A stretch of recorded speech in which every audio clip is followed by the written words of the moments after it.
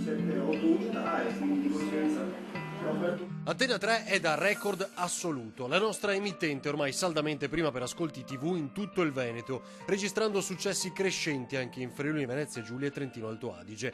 Quello superato a giugno 2018 è infatti un traguardo che conferma il trend dell'ultimo anno, consacrando il primo posto assoluto della nostra emittente.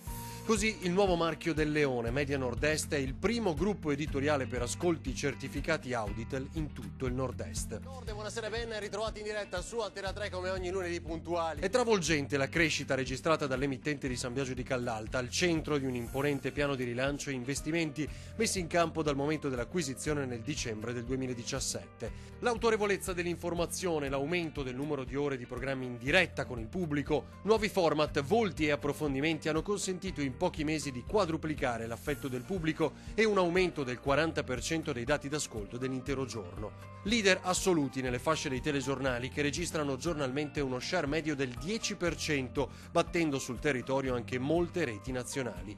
Dalla mattina alla sera Antena 3 è al fianco del proprio pubblico, dettando l'agenda dei temi, assecondando i bisogni e le richieste di telespettatori sempre più esigenti. Antena 3 è riuscita in pochi mesi a calamitare crescenti investimenti pubblicitari.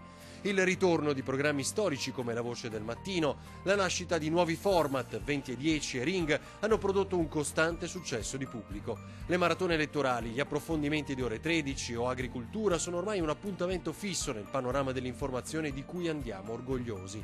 Il nostro grazie a voi che premiate il nostro lavoro ogni giorno, consentendo ad Antena 3 di essere la prima TV del Veneto.